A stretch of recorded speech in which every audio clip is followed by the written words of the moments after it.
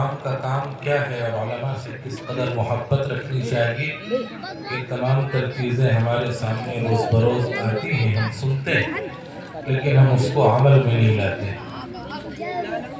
اس سے قبل کہ حضرت والا کو میں زحمت کلام دوں، یہ ادارہ جامعہ فیض ابرار روز اول سے اپنے مقصد میں ہمہ مصروف ہے، اور ہر سال یہاں بچے حافظ ہو کر کے نکلتے ہیں اور ان کی دستار ہوتی ہے، اور ہر سال اس جلسے کا انعقاد ہوتا ہے۔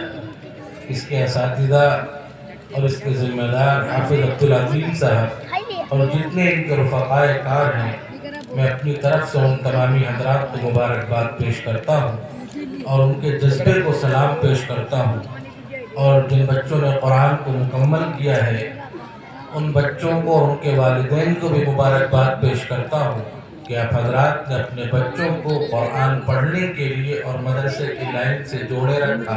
اس زمانے میں کہ جس زمانے میں لوگ بچوں کو مدرسے میں نہ بھیج کر کالجوں کی طرف بھیجتے ہیں، یونیورسٹیوں کی طرف بھیجتے ہیں، جو دنیا کا مال و متاع دیکھتے ہیں اور وہ اپنی آخرت کی طرف ذرا بھی توجہ نہیں کرتے ہیں۔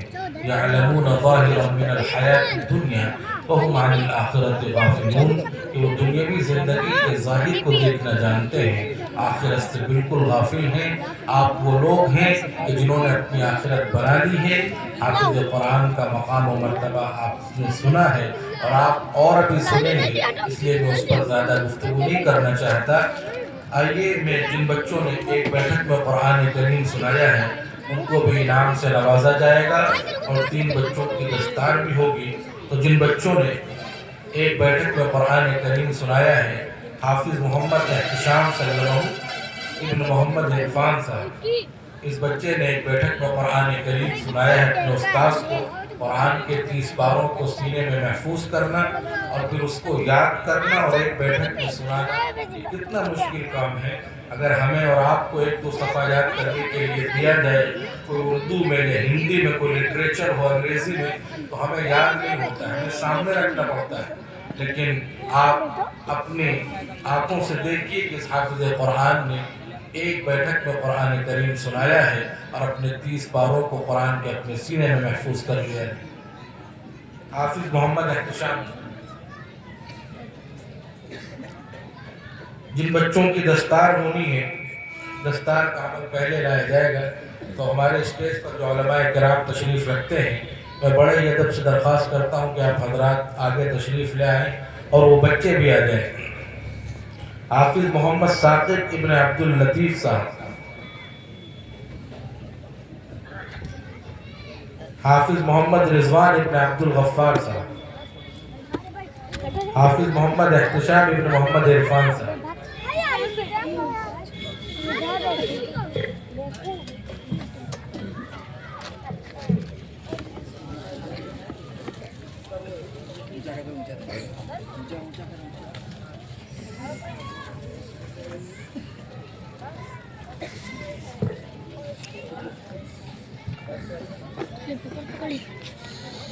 یہ دستار سے بچوں کو نوازا جا رہا ہے۔ کل قیامت کے دن ان کے والدین کو اللہ رب العزت سورج سے زیادہ روشن تاج سے نوازے گا۔ آپ کے لیے یہ باعث سعادت بھی ہے اور باعث عبرت بھی ہے کہ اپنے بچوں کو قرآنی تعلیم سے روشناس کرائیں، انہیں قرآن حفظ کرنے کے لیے مدرسوں میں بھیجیں۔ آپ اس محلے میں ہیں، اس کے اطراف میں ہیں، آپ کے لیے یہ بہتر ادارہ ہے۔ یہاں بچوں کی تعلیم اور اس کی تربیت پر خصوصی نگاہ رکھی جاتی ہے۔ یہاں کے اساتذہ نہایت مشفق ہیں، ملنسار ہیں اور بچوں کے اچھے اور سچے مربی بھی ہیں۔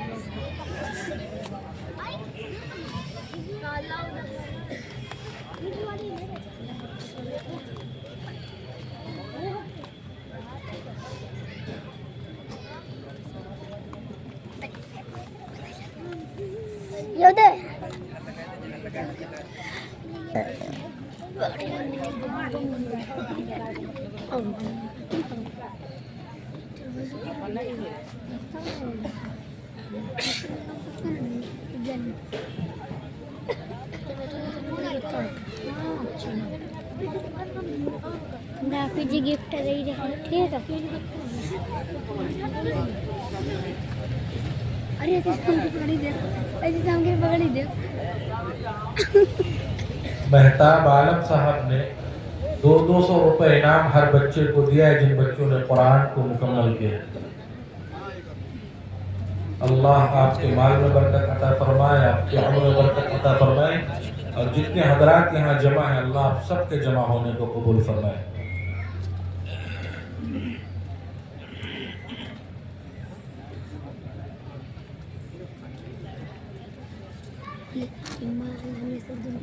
हाफिज मोहम्मद एहतिशाम, इन्होंने एक बैठक में कुरान करीम सुनाया है। हाफिज मोहम्मद यासिर साहब और हाफिज मोहम्मद आयाम।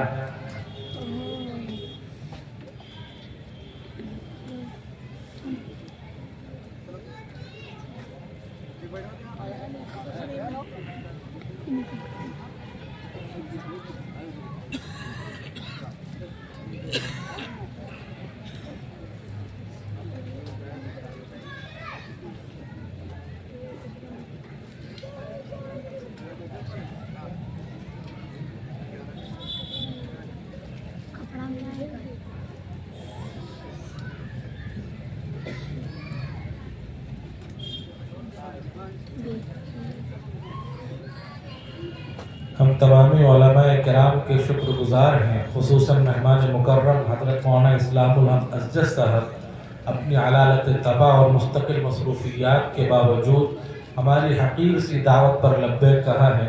हम खुशामदीद कहते हैं और दिल की गहराइयों से आपको मुबारकबाद पेश करते हैं।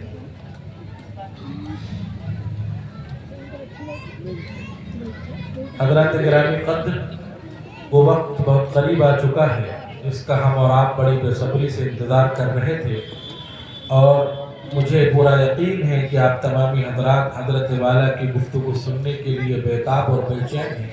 मैं भी ज़्यादा देर आपके बीच हायल नहीं होना चाहता। हज़रत वाला पिछली एक दहाई का जो इल्मी मंजरनामा है, हरकियत और फ़आलियत के जो स्टेज है, आपने अपनी तकरीर के ज़रिया ईमान और अमल और ईमान के परचम को बुलंद करने और जालिम की आंखों में आंखें डालकर बात करने का हौसला अता किया है, और इकबाल की इस फिक्र को लेकर आगे बढ़े हैं कि गर्चे बुत है जमात की आस्तीनों में, गर्चे बुत है जमात की आस्तीनों में, हमें है हुक्म अज़ा ला इलाहा इल्लल्लाह। ये दौर अपने इब्राहीम की तलाश में है, सनम कदा है जहाँ ला इलाहा इल्लल्लाह।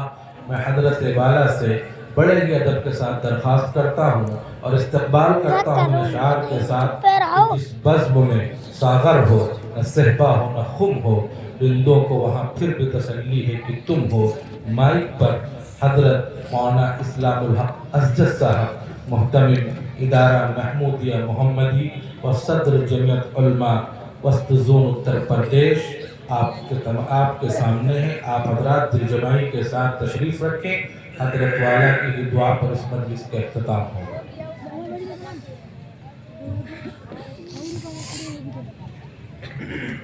क्या है तुम्हारी? नहमदुहु व नस्तईनुहु व नस्तगफिरुहु व नु'मिनु बिही व नतवक्कलु अलैहि व नऊज़ु बिल्लाहि मिन शुरूरि अनफुसिना व मिन सय्यिआति अअमालिना। मन यहदिहिल्लाहु फला मुज़िल्ल लहु व मन युज़लिल फला हादिय लहु।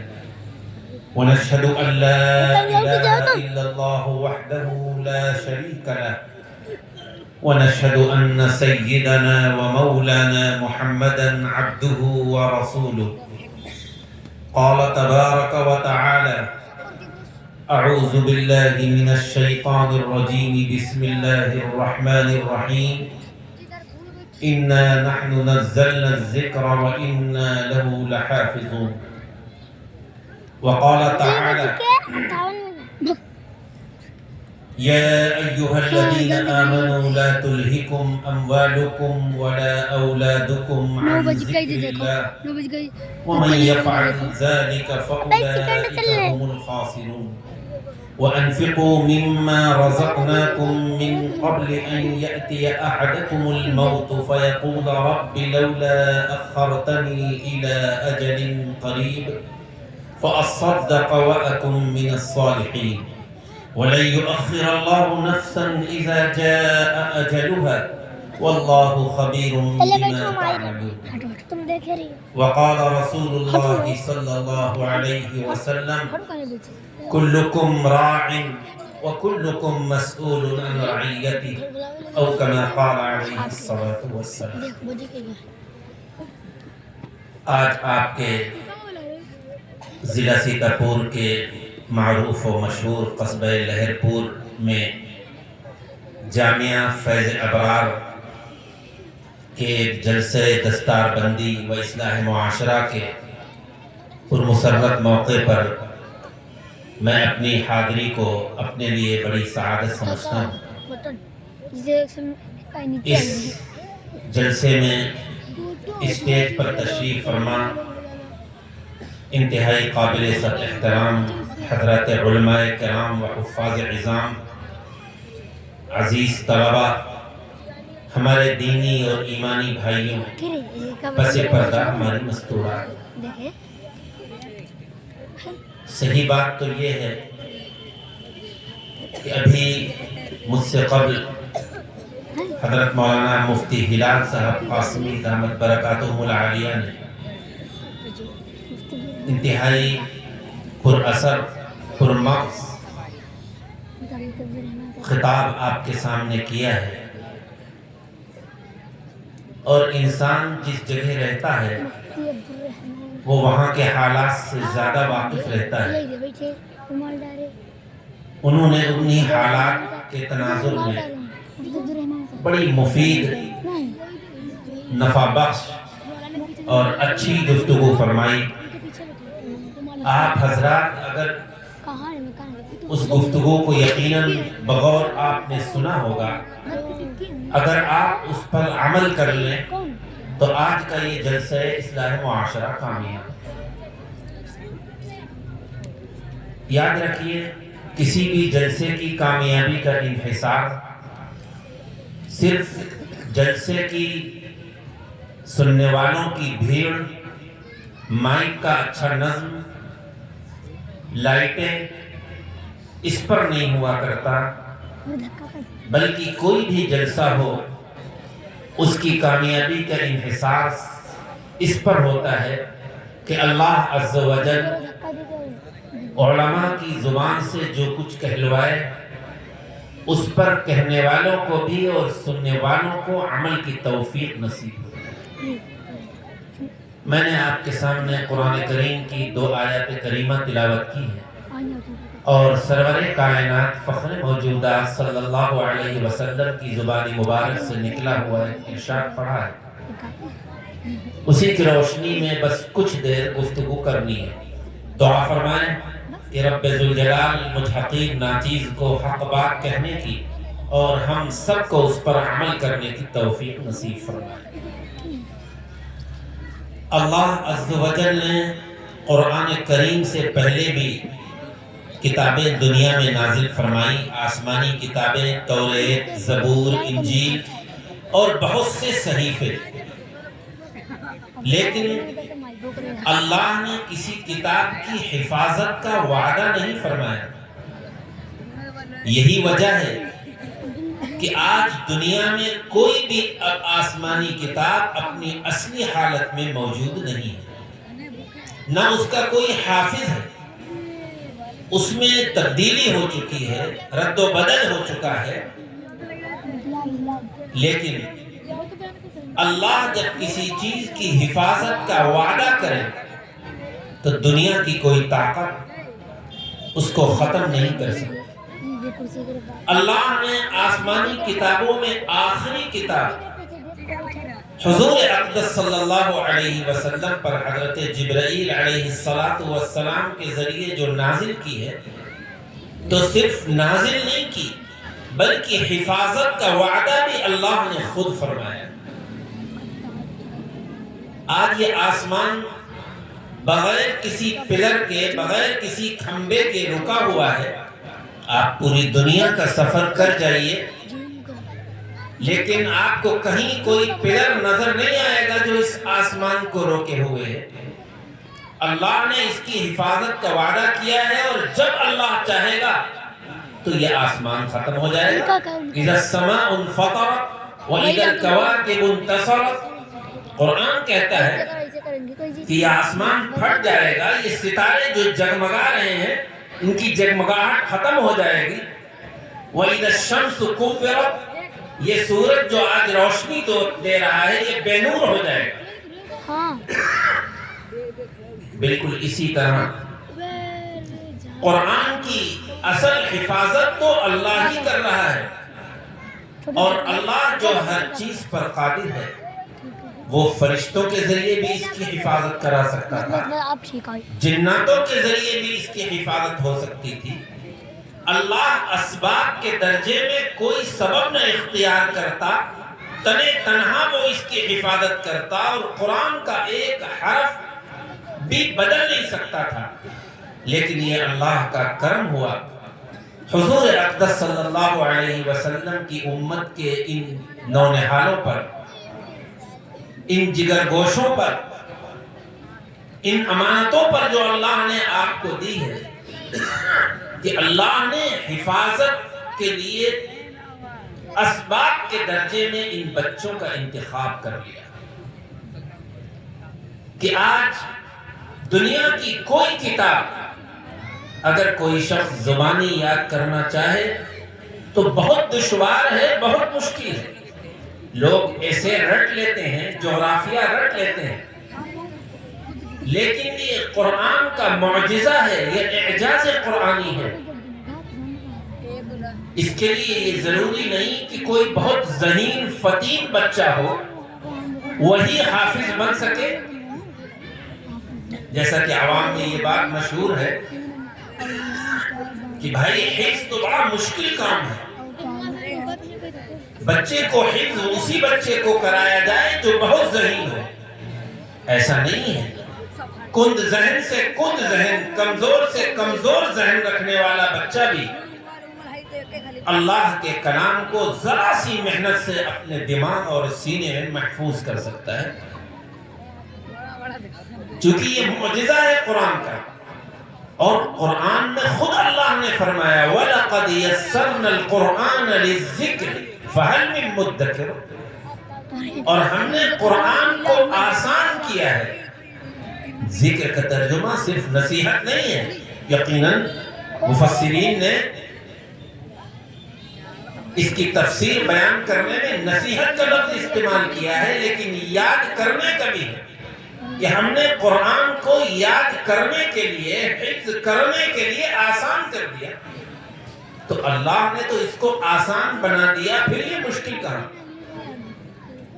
کہ آج چھوٹے سے بچے, ابھی آپ کے سامنے یہ روح پرور منظر آیا کہ ان بچوں کے سروں پر مدرسہ فیض ابرار کی طرف سے حوصلہ افزائی کی گئی کہ ان کی دستار بندی ہو. یقیناً میں مبارکباد پیش کرتا ہوں ان بچوں کے والدین کو کہ جن کو اللہ نے یہ توفیق مرحمت فرمائی کہ انہوں نے اپنے لخت جگر کو, اپنی ان امانتوں کو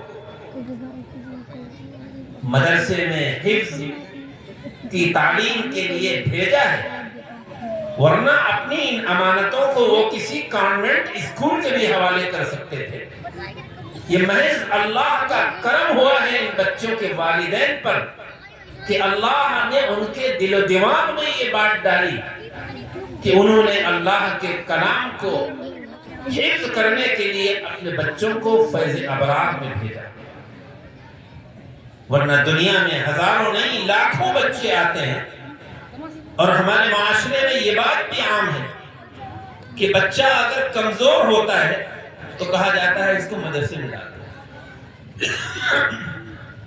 اور آپ کے پاس اگر پیسہ نہیں ہے, کچھ باتیں ہیں جو معاشرے کی ہیں اس لیے ذکر کر رہا ہوں, آپ غریب ہیں, آپ ان کانوینٹ اسکولوں کی فیس جو ہوتی ہے اس کے دینے کے متحمل نہیں ہیں, نہیں دے سکتے, تو آپ سوچتے ہیں کہ وہاں کہاں دیں گے, اتنی فیس, ایڈمیشن فیس ہوگی, اتنی منتھلی فیس ہوگی, اور ہمارے پاس کچھ نہیں, چلو اس کو بچے کو ڈال دو. اور یہ میں اس بنیاد پر کہہ رہا ہوں کہ بعض مرتبہ جب لوگوں سے ملاقاتیں ہوتی ہیں، سفر ہوتے رہتے ہیں، تو لوگ اپنے بچوں کا انٹروڈکشن و تعارف کراتے ہیں کہ بھائی آپ کا بچہ کیا کر رہا ہے۔ تو اگر کوئی بچہ کسی کانوینٹ اسکول میں پڑھ رہا ہے، کسی کالج میں پڑھ رہا ہے، تو وہ کہتے ہیں کہ الحمدللہ میرا بچہ فلاں کانوینٹ اسکول میں، فلاں انگلش میڈیم اسکول میں پڑھ رہا ہے، اور میرا فلاں بچہ ہائی اسکول اور انٹر کر رہا ہے، فلاں ایم سی اے اور ایم بی اے کر رہا ہے، فلاں انجینئر اور ڈاکٹر بن رہا ہے۔ اور اس کے بعد ایک اور بچہ تھا، اس کو میں نے مدرسے میں ڈال دیا۔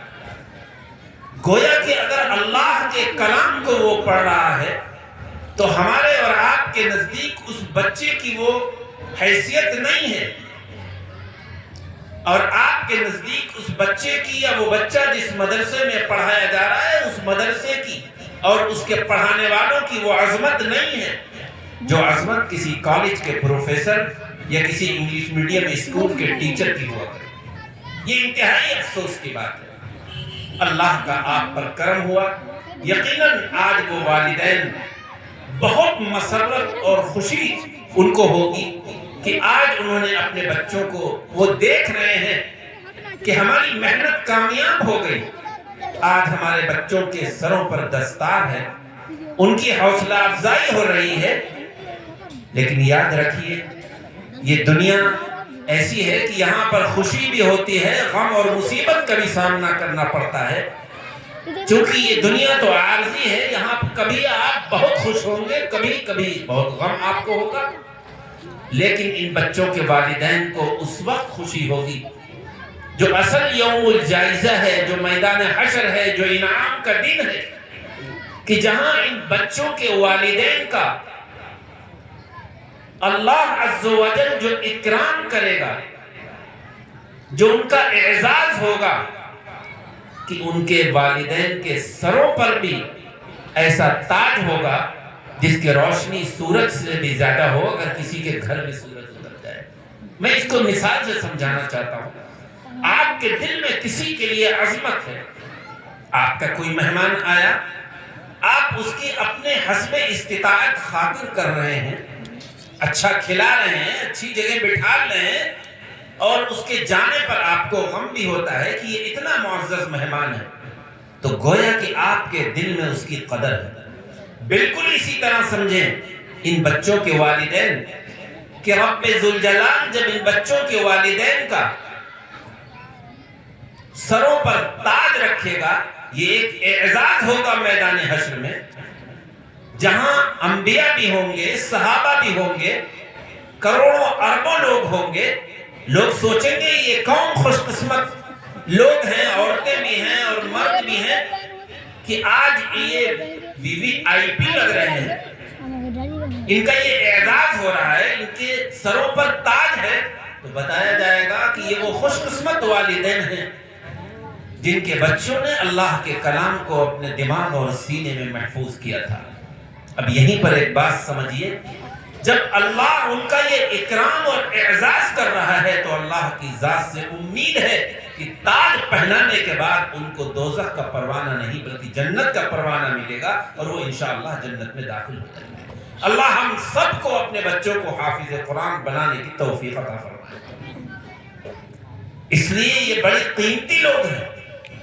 آج اگر ریزلٹ آؤٹ ہوتا ہے، اخباروں میں آتا ہے، بعض کالج والے انعامی پروگرام کرتے ہیں، بچوں کا نام چھپتا ہے، لوگ ان کو مبارکباد دیتے ہیں کہ آپ کا بچہ ہائی اسکول میں پاس ہوا ہے، اچھے نمبر آیا ہے، ٹاپ 10 میں آ گیا ہے۔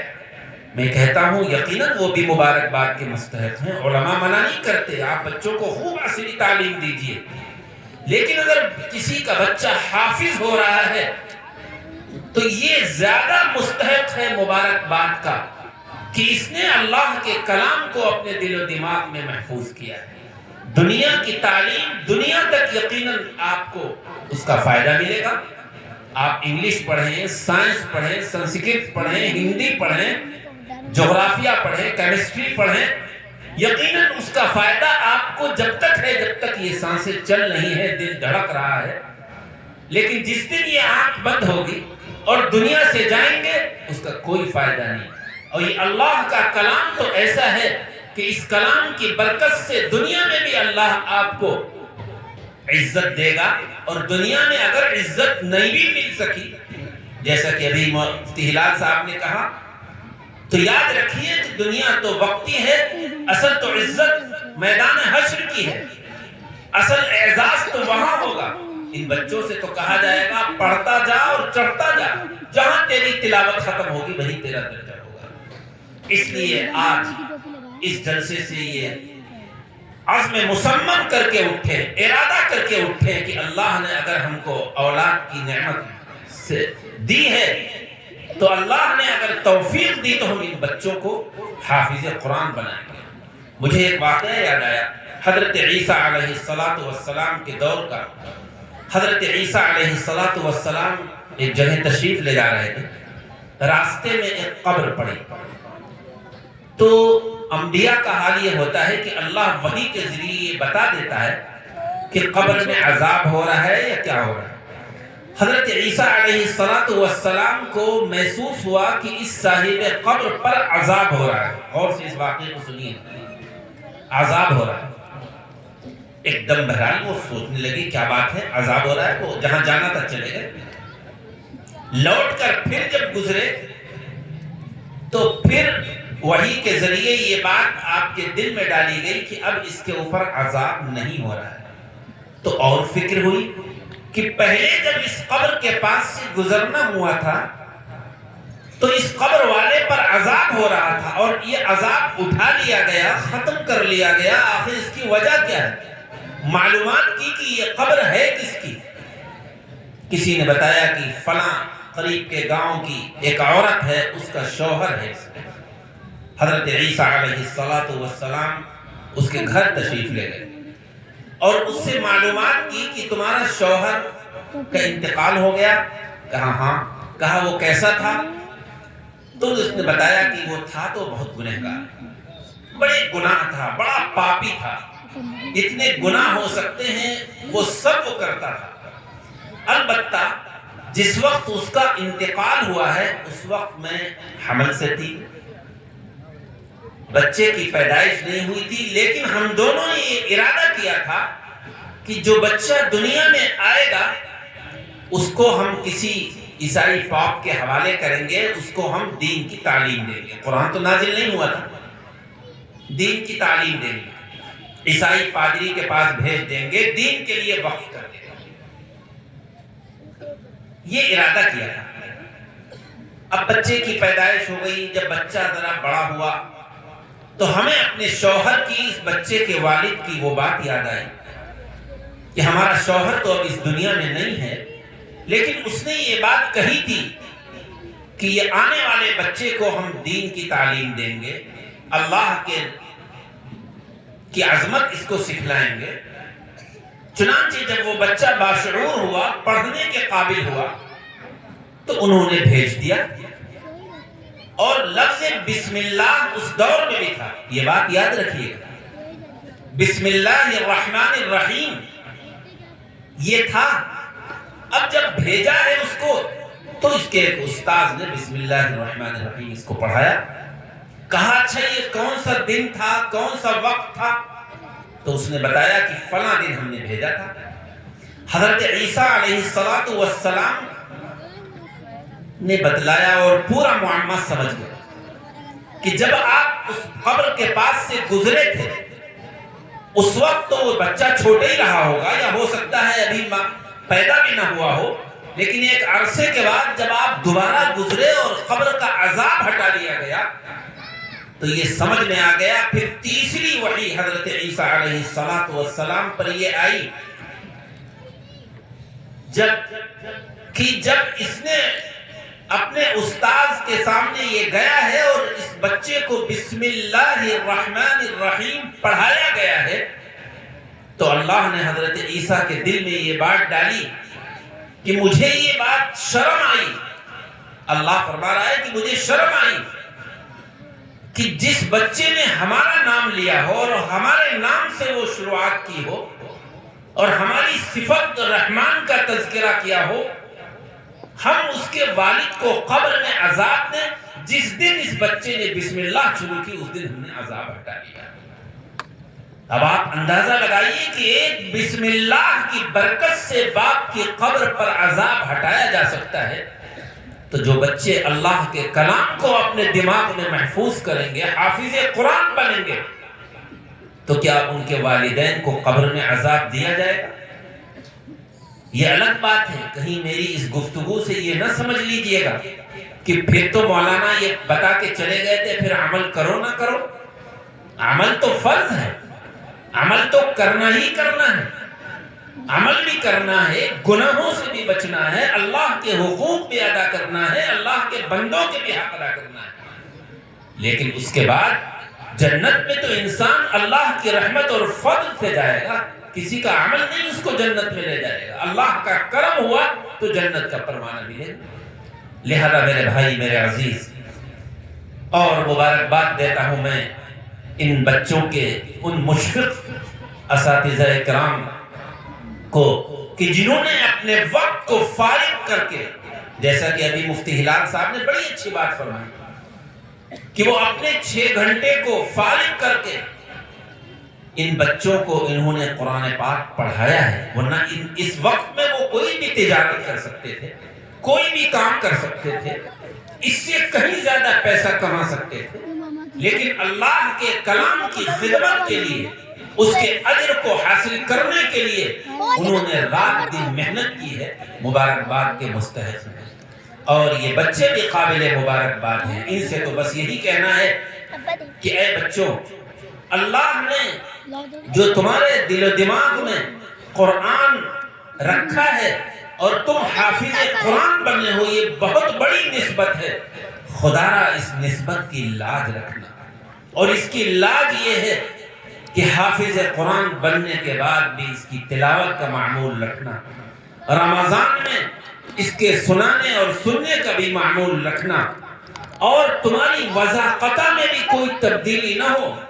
ایسا نہ ہو کہ تم حافظ تو بن گئے، پھر اگر کاروبار میں لگے، عالم نہیں بن سکے، تجارت کرنے لگے، کہیں اور ملازمت کرنے لگے، تو اگر تعارف کرایا جائے کہ یہ شخص حافظ ہے تو لوگ ایک مرتبہ دیکھیں کہ اچھا یہ حافظ ہے، اس کی وضاقتہ تو بتلاتی نہیں. تو ایسے نہ کرنا.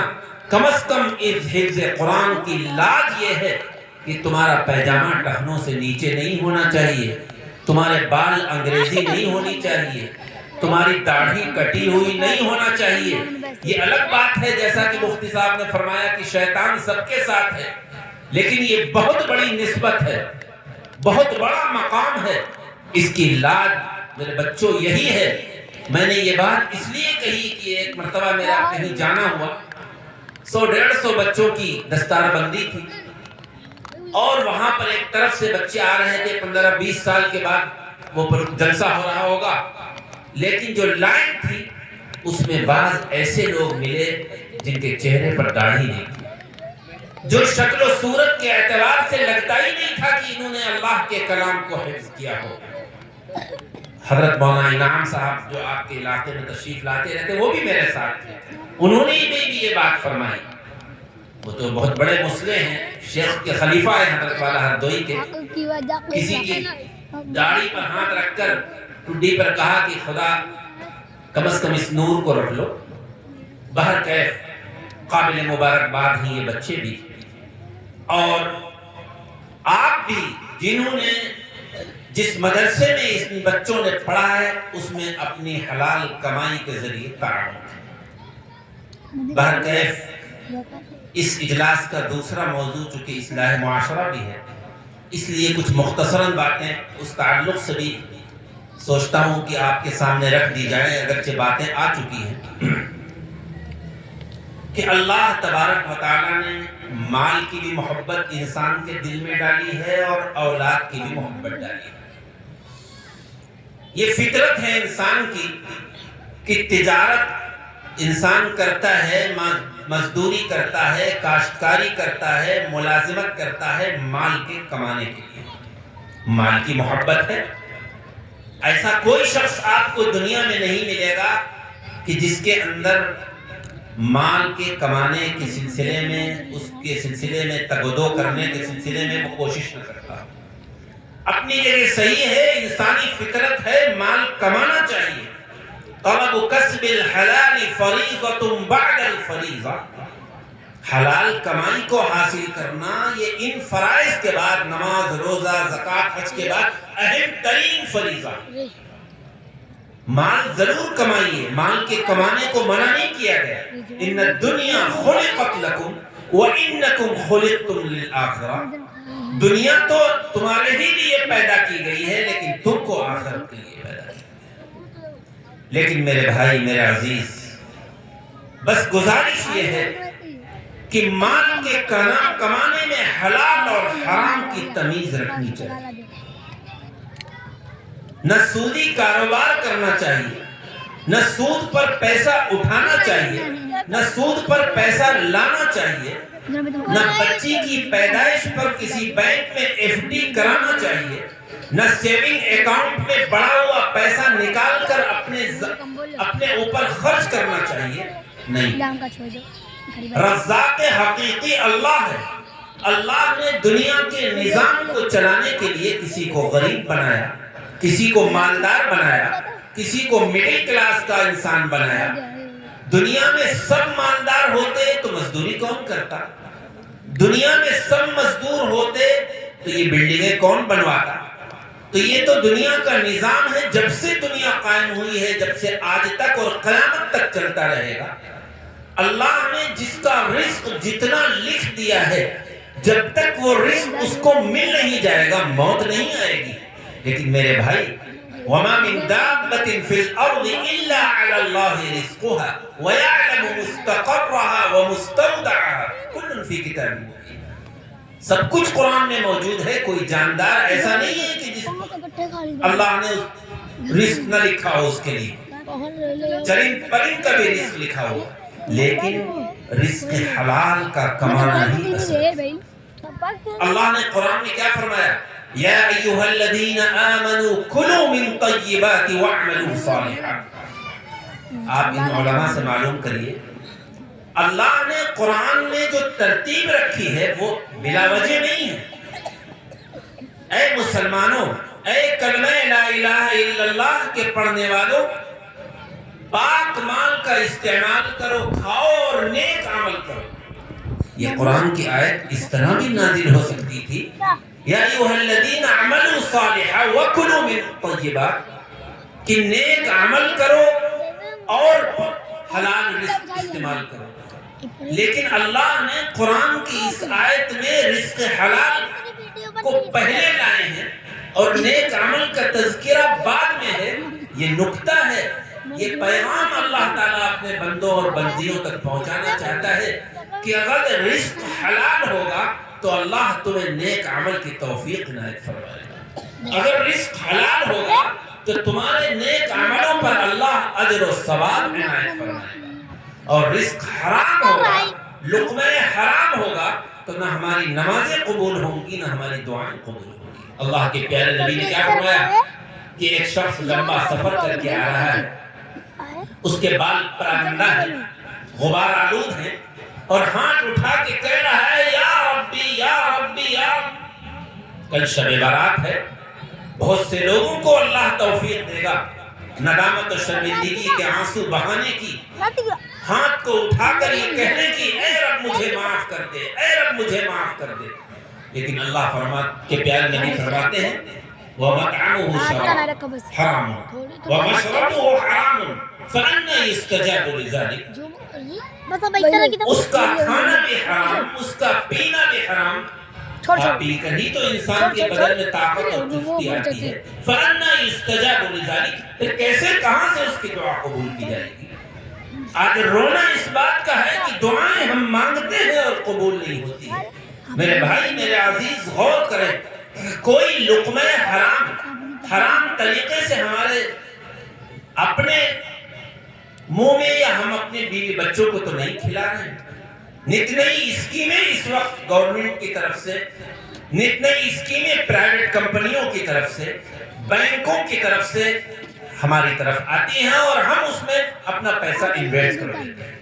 تو یاد رکھیے کوئی بھی اسکیم آئے، کتنا بھی بظاہر فائدہ آپ کو دکھلایا جائے، یہ علماء انبیاء کے وارث ہیں، ان سے رجوع کریے، ان سے معلوم کریے کہ کیا میں اتنے لاکھ روپے فلاں کمپنی میں انویسٹ کر سکتا ہوں؟ کہ وہ کہتے ہیں ہر مہینے آپ 10,000 جمع کریے، 5,000 جمع کریے اور 10 سال تک جمع کرتے رہیے، اس کے بعد اتنا آپ کو مل جائے گا۔ یہ جتنی بھی اسکیمیں چل رہی ہیں سب ہمارے حرام ہیں۔ اس لیے میرے بھائی بہت ڈرنے کی بات ہے، بہت سوچنے کی بات ہے، اور اسی طرح ہم تجارت میں بھی اس پر غور کریں کہ تجارت میں کوئی ہم حرام کام تو نہیں کر رہے ہیں، کسی کو دھوکہ تو نہیں دے رہے ہیں، کم ناپ تو نہیں رہے ہیں، کم تو نہیں تول رہے ہیں، یہ کام آج جھوٹ بول کر تو نہیں تجارت کر رہے، ظاہر ہے وہ سب مال حرام ہے۔ ہم غلطی سے جوڑ میں زیادہ تو نہیں جوڑ رہے ہیں کہ یہ شخص دیکھے گا تو ہے ہی نہیں، اور جہاں سے سامان پرچیز کر رہے ہیں، خرید رہے ہیں، گنجائش کے باوجود اس کو پیسہ دینے میں ٹال مٹول تو نہیں کر رہے۔ یاد رکھیے آج تجارت کے ذریعے بھی ہم لوگوں کو دھوکہ دیتے ہیں۔ تجارت بہت اچھی چیز ہے، اللہ کے پیارے نبی نے فرمایا التاجر الصدوق الامین مع النبیین والصدیقین والشہداء، سچا امانت دار بزنس مین صرف جنت میں نہیں بلکہ جنت میں بھی وہ انبیاء اور شہداء کے ساتھ ہو، نیک بندوں کے ساتھ ہو۔ لہذا آپ تجارت کریے، چھوٹی کریے یا بڑا کریے نہیں، لیکن خدا کے لیے کسی کو دھوکہ مت دیجیے۔ اور اولاد بھی اللہ نے ہمیں اور آپ کو دی عطا فرمائی ہے، یہ اللہ کا بہت بڑا فضل اور احسان ہے۔ بیٹیاں ہوں یا بیٹے ہوں، یہ امانتیں ہیں، میدان حشر میں ان کے بارے میں آپ سے پوچھا جائے گا۔ ان کے ساتھ امانت داری یہ ہے، سن لیجئے کہ آپ بچپن سے ہی ایک تو ان کا اچھا نام رکھیے، بچپن سے ہی آپ ان کی فکر کریے۔ آج بچہ بیمار ہو جائے تو آپ کو فکر ہے، سردی کے موسم میں اس کے کپڑے کے لیے آپ کو فکر ہے، آپ اس کو ڈاکٹر کے ہاں لے جاتے ہیں، لاکھوں روپے اس پر خرچ کرتے ہیں، چونکہ آپ کو بچوں سے محبت ہے۔ بہت اچھی بات ہے، کوئی حرج نہیں۔ جب بچہ دنیا میں آیا تھا تو آپ نے داہنے کان میں یہ کہا تھا اللہ اکبر اللہ اکبر، اللہ بہت بڑا ہے، اللہ بہت بڑا ہے، اذان دی تھی۔ اشہد ان لا الہ الا اللہ، میں گواہی دیتا ہوں اس بات کی کہ اللہ کے علاوہ کوئی معبود نہیں ہے، محمد صلی اللہ علیہ وسلم اللہ کے بندے اور اس کے رسول ہیں۔ تکبیر کہی تھی۔ بظاہر دیکھا جائے تو یہ عمل ایک بیکار سا عمل لگتا ہے کہ ایک چھوٹا سا بچہ جو نہ عربی زبان سے واقف ہے، نہ آپ کی بات کو وہ سن سکتا ہے، نہ اس کے اندر قوت سماعت ہے، نہ قوت بصارت ہے، نہ وہ دیکھ سکتا ہے، نہ سن سکتا ہے، اس کی کان میں عربی زبان میں اذان اور تکبیر کا فائدہ کیا ہے؟ لیکن یاد رکھیں پیارے نبی صلی اللہ علیہ وسلم کا کوئی سنت، کوئی طریقہ فائدے سے خالی نہیں ہوا کرتا۔ یہ پیارا طریقہ اللہ کے پیارے نبی نے ہم کو اس لیے سکھایا ہے کہ جب آپ اپنے بچوں کے کان میں اللہ اکبر کہتے ہیں تو گویا کہ آپ اللہ کے سامنے گواہ بنتے ہیں کہ اے اللہ، جب یہ بچہ باشعور ہوگا، پڑھنے لکھنے کے قابل ہوگا، تو ہم اس کو وہ تعلیم دیں گے کہ اے اللہ تیری عظمت اس کے دل میں بیٹھ جائے۔ جب آپ اشہد ان لا الہ الا اللہ کہتے ہیں تو گویا کہ آپ یہ کہنا چاہتے ہیں کہ ہم اس کے ایسا عقیدہ بنائیں گے کہ یہ اپنا ماتھا اے اللہ کسی مزار کے سامنے نہیں بلکہ صرف اور صرف تیرے سامنے جھکائے۔ لیکن افسوس، صد افسوس کہ وہی بچہ جب ذرا باشعور ہوا تو ہم اس سے اپنے اس وعدے کو بھول گئے اور اس کے بعد بچوں کو ہم نے کانوینٹ کے حوالے کر دیا۔ بہرکیف ہم اولاد کا خیال کریں۔ کس بات کا؟ اس بات کا کہ اولاد گناہ میں مبتلا تو نہیں ہے، رزق حرام تو نہیں کما رہی ہے، اس کی سوسائٹی خراب تو نہیں ہے، یہ رات میں دیر سے آ رہی ہے تو یہ کس کے پاس بیٹھی ہے؟ اگر یہ کہیں باہر ہے تو ہم جہاں بہت سے سوال کرتے ہیں کہ باہر جو بچے رہتے ہیں ہمارے دلی میں، بامبے میں یا دوسرے ملکوں میں، ہم سوال کرتے ہیں کہ تمہیں سیلری ملی؟ تمہاری تجارت اچھی چل رہی ہے، آپ کے بیٹے آپ کو کما کر لا کر دے رہے ہیں، آپ خوش ہیں، لیکن کبھی آپ نے یہ سوچا کہ ہم بچوں سے یہ پوچھیں کہ تم دکان پر ظہر کی نماز یا عصر کی نماز پڑھتے ہو؟ جب تمہارے کانوں میں حی علی الصلاۃ حی علی الفلاح کی آواز آتی ہے تو تم کسٹمر کو نہ ڈیل کر کے اللہ کے گھر کی طرف دوڑتے ہو؟ اگر یہ سوال ہم اور آپ کرنے لگے تو معاشرہ سدھر جائے گا، پھر معاشرے کے اصلاح کے لیے بڑے بڑے جلسوں کی ضرورت نہیں ہوگی۔ میں آپ سے یہی بات سمجھانا چاہتا ہوں، دل و دماغ میں بٹھانا چاہتا ہوں کہ خدا کے لیے ان بچوں کی تربیت کریے، ان بچوں سے باز پرس کریے، ان کے موبائل کو دیکھیے کہ ان کی دوستی کہاں ہے، موبائل پر یہ کیا دیکھ رہے ہیں۔ یہ اولاد کے ساتھ امانت داری ہے، ورنہ یہی اولاد آپ کے لیے بھی مصیبت بن سکتی۔ انما اموالکم و اولادکم فتنہ، یہ تمہارا مال اور تمہاری اولاد تمہارے لیے آزمائش ہے۔ آج لوگ آتے ہیں علماء کے پاس کہ مولانا دعا کریے، ہمارا بچہ راہ راست سے ہٹ گیا ہے، لیکن اگر آج بچپن سے ان بچوں کی اچھی تربیت کریں گے، گناہوں سے بچائیں گے، غلط سوسائٹی سے بچائیں گے، غلط دوستوں سے دوستی کو منع کریں گے، تو کوئی وجہ نہیں ہے آپ دنیا سے چلے جائیں، قبر میں آرام کر رہے ہوں تو جو کہ بچہ نیک اور دیندار ہو۔ اور یہ ضروری نہیں ہے کہ بچہ اگر حافظ بن جائے مدرسے میں ہو تبھی دیندار ہو۔ آپ کانوینٹ اسکول میں بھی اگر پڑھا رہے ہیں تو 6 گھنٹہ بچہ اسکول میں رہتا ہے، یقیناً غیر اسلامی کلچر وہاں سکھایا جاتا ہے، لیکن میری مائیں سن لیں کہ 18 گھنٹے وہ بچہ آپ کے یہاں رہتا ہے، آپ اس کی پہلی مدرسہ ہے، پہلا مکتب ہے۔ اگر آپ بچوں کو صحیح تربیت کریں گے تو عصری تعلیم کی وجہ سے وہ راہ راست سے نہیں ہٹے گا۔